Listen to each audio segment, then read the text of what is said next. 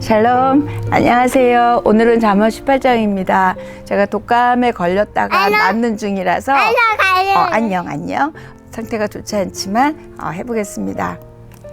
우리 손녀 많이 컸죠? 잠언 18장인데요. 하나님은 관계 속에 존재하신다는 거 우리 너무 잘 압니다. 성부, 성자, 성령, 삼위일체 하나님. 우리는 알죠. 그러니까 하나님의 형상으로 창조된 인간들도 우리도 이렇게 관계 속에 존재하게 만들어져 있습니다. 그래서 함께 더불어 관계를 맺도록 하나님이 그렇게 창조하신 거죠. 그래서 하나님은 개인적으로 구원하시지만 또 관계 속에 존재하게 하신다. 이걸 딱 두고 18장을 읽으면 훨씬 더 이해가 좋습니다. 우리를 관계 가운데 부르시는 하나님, 또 관계 속에서 행복하게 하시는 하나님. 18장입니다. 신앙생활 하시면서 이런 생각해 보신 적 있으실 거예요. 나만 하나님 앞에서 신앙생활 잘하면 되지 굳이 교회나 또는 순이나 이런 공동체 속에 들어가서 보기 싫은 사람 봐야 되고 안 겪어도 될 감정의 어떤 여러 가지 어려움들을 왜 내가 경험해야 되나? 그냥 내가 신앙생활 잘하면 되지, 예배 잘 가면 되지, 이런 생각하시는 분 현대인들 참 많다고 합니다. 그런 생각에 대한 답이 바로 18장 1절입니다. 무리에게서 스스로 갈라지는 자는 자기 소욕을 따르는 자라. 온갖 참 지혜를 배척하느니라. 미련한 자는 명철을 기뻐하지 아니하고 자기의 의사를 드러내기만 기뻐하느니라. 이 말씀은 바로 공동체에 대한 말씀이죠. 더불어 살아가야 되는 지혜에 대한 말씀이라고 볼 수 있습니다. 무리에게서 스스로 갈라지는 자, 밑줄거 볼까요? 이건 뭐냐면 가정이든 교회든 또는 국가든 직장이든 이런 공동체 속에서 스스로 갈라진다는 거죠. 스스로 갈라진다는 건 뭐죠? 내가 좀 그들과 섞이지 않고 그들과 다르게 존재하는 거죠. 그래서 그건 지금 18장에서는 온갖 참 지혜를 배척하는 것이라고 말씀하고 있고, 진정한 지혜를 외면하는 사람이란 뜻입니다. 무리에게서 이렇게 자기 생각대로 갈라지는 자는 자기 소욕을 따르는 자다 말씀하는데요. 자기 욕심, 자기 고집 또는 자기 욕망 때문에 공동체를 떠나는데 우리는 보통 누구누구 때문에, 무슨 일 때문에, 또 리더들 때문에 뭐 이렇게 떠난다고 말하지만 오늘 잠언 18장은 다르게 말하고 있습니다. 왜 우리는 더불어 살기가 어려울까요? 교회 안에는 하나님과 나와의 수직적인 관계에만 있는 것이 아니라 나와 다른 사람과의 수평적 관계도 존재합니다. 이런 공동체 속에서 또 가족이든 국가든 사회든 직장이든 속에서 수직적 관계 또는 수평적 관계가 조화를 이루지 못한다는 것은 지혜롭지 않다고 말하고 있습니다. 신앙생활은 예배만으로는 이루어지지 않습니다. 하나님을 사랑할 뿐만 아니라 하나님이 사랑하는 다른 사람들도 사랑할 때 우리의 신앙생활이 또 우리의 믿음이 완성된다고 말하고 있습니다. 하나님은 사랑하는데 다른 사람을 사랑하기는 쉽지 않다. 우리 이런 생각 참 많이 하죠. 그렇죠. 물론 다른 사람을 사랑하는 건 쉬운 일은 아닙니다. 그래서 요한일서 4장 20절도 이렇게 말합니다. 보는 바 그 형제를 사랑하지 아니하는 자는 보지 못하는 바 하나님을 사랑할 수 없느니라. 하나님을 사랑할 뿐만 아니라 하나님이 사랑하시는 사람들을 사랑할 때 신앙이 완성되는 것을 말하고 있습니다. 가정이든 조직이든 공동체 안에서 갈등이 없는 곳은 없는 것 같아요. 갈등이 있을 때 그냥 아무 말 없이 공동체를 조용히 떠나가는 사람이 있더라고요. 이럴 때 갈등을 피하기보다는 힘들지만 함께 해결하려고 하고 노력하다 보면 그들도 변하고 나도 변하고 또 그 갈등을 극복할 수 있음을 보게 됩니다. 갈등을 해결하다 보면 상대방의 잘못만이 아니라 나의 연약함, 또 나의 어떠함들을 보게 되고요. 또 내가 다듬어지지 않는 부분, 성숙하지 않은 부분도 보게 됩니다. 하나님은 이렇게 부족한 우리들을 인격이나 성품을 다듬어 가시면서 참된 지혜와 성숙이 이루어지도록 관계 가운데 우리를 두신다는 것이 바로 1절, 2절에 대한 말씀입니다. 저와 여러분이 갈등이 생겼을 때 성급하게 결론을 내리기보다는 더 깊이 생각하고 어떻게 결정하고 또 어떻게 반응하는 것이 하나님의 영광을 생각하는 것이고 또 하나님의 사람다운 선택인지 우리가 고민하는 우리였으면 좋겠습니다. 공동체를 떠나는 자가 될 것인가? 아니면 공동체의 문제를 함께 가지고 기도하고 또 해결하려고 노력하면서 공동체를 섬길 것인가 질문해 보면 좋겠습니다. 저와 여러분이 주어진 공동체가 있습니다. 이 공동체를 감사함으로 받고 또 공동체를 사랑하는 우리이기를 축복합니다.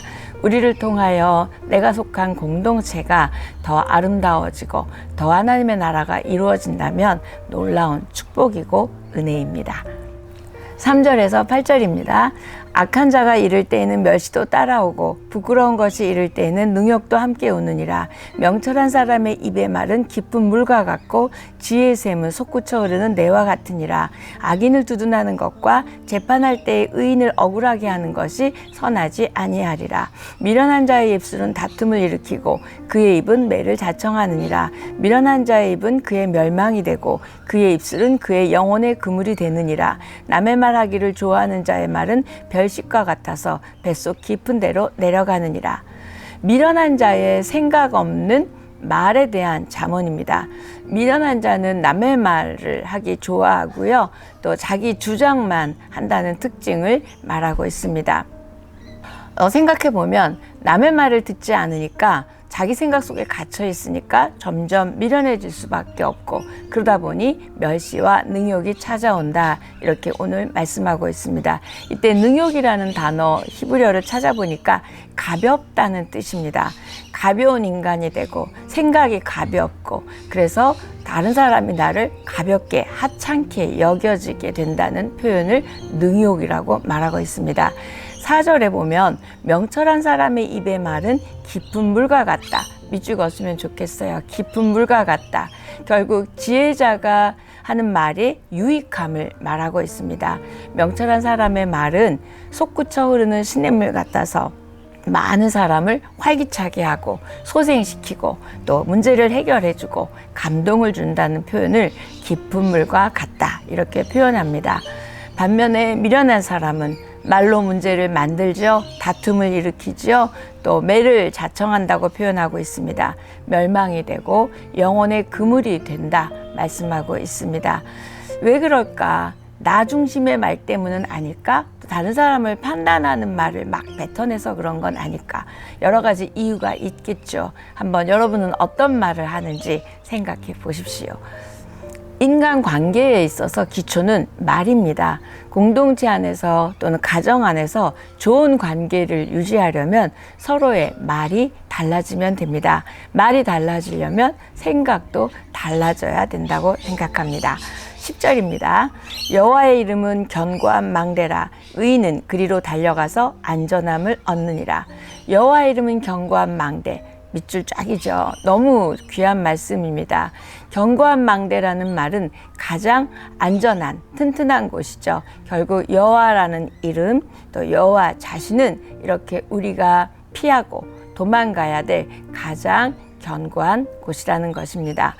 망대는 높은 곳에 있어서 튼튼하게 지어져 있죠. 그래서 안전하죠. 피난처가 될 수 있습니다. 바로 우리 하나님께서 그렇게 가장 높은 곳에서 우리를 안전한 피난처가 되어주시는 하나님을 이렇게 표현하고 있습니다.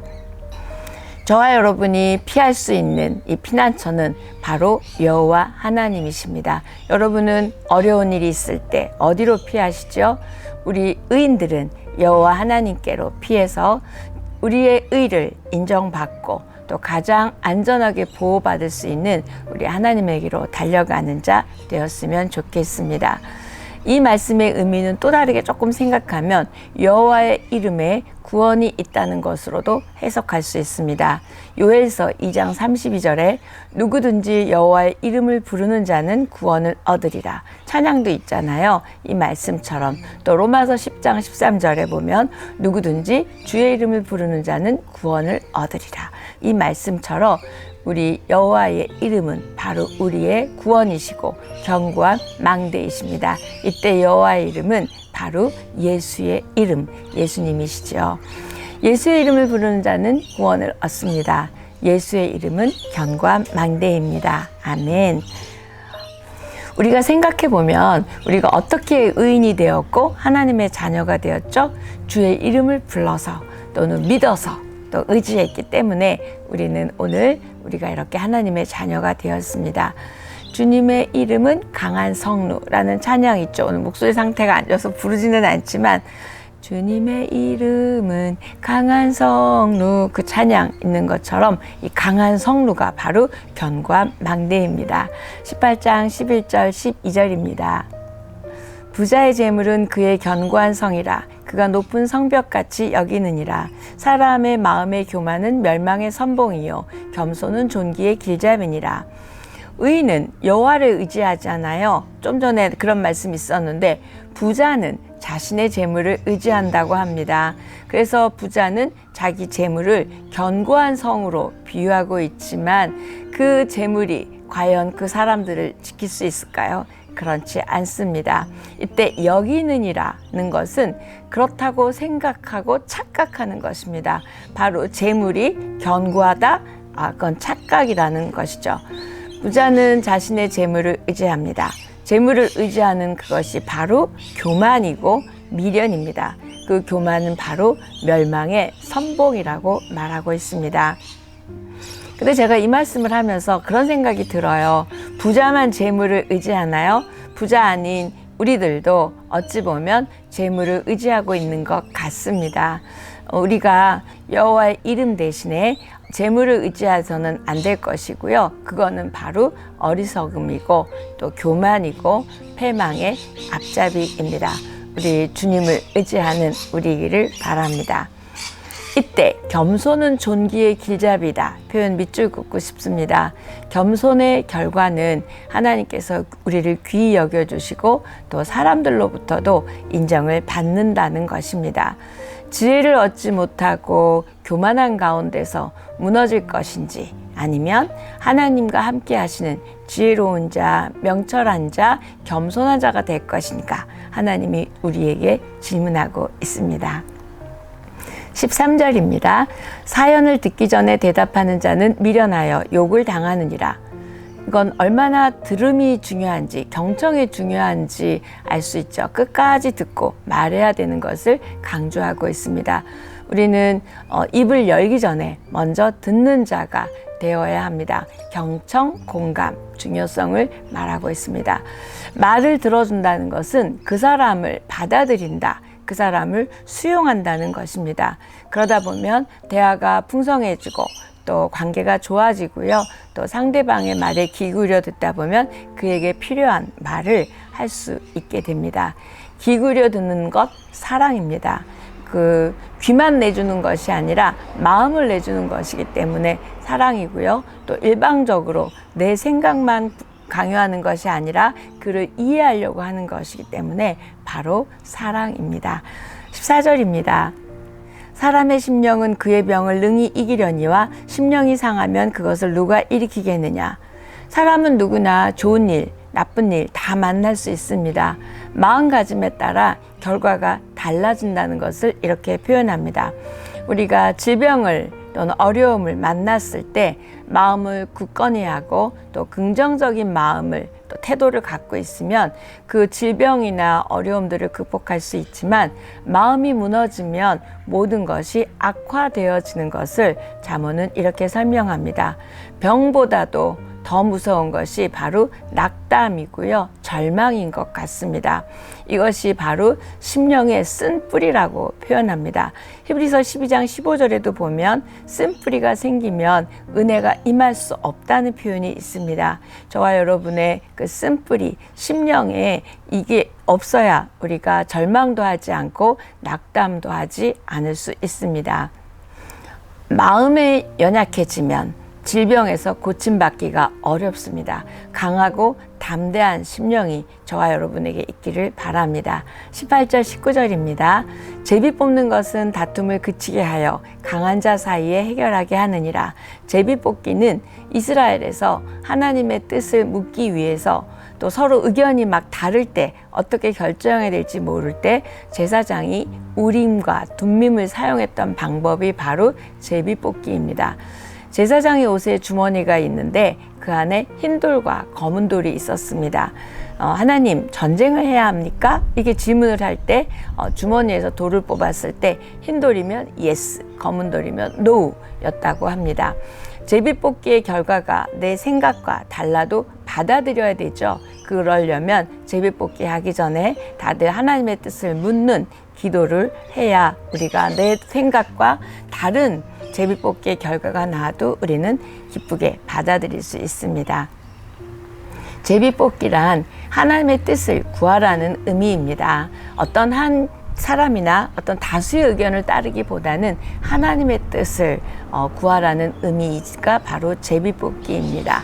19절입니다. 노엽게 한 형제와 화목하기가 견고한 성을 취하기보다 어려운즉 이러한 다툼은 산성 문빗장 같으니라.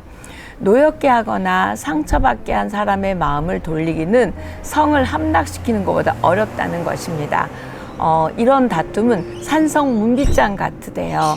사람들 사이에 다툼이 벌어지면 분노가 이 마음의 문빗장을 잠궈버리죠. 그러면 강하게 더 갈등하게 되고 마음이 화해가 안 된다는 표현을 이렇게 하고 있습니다.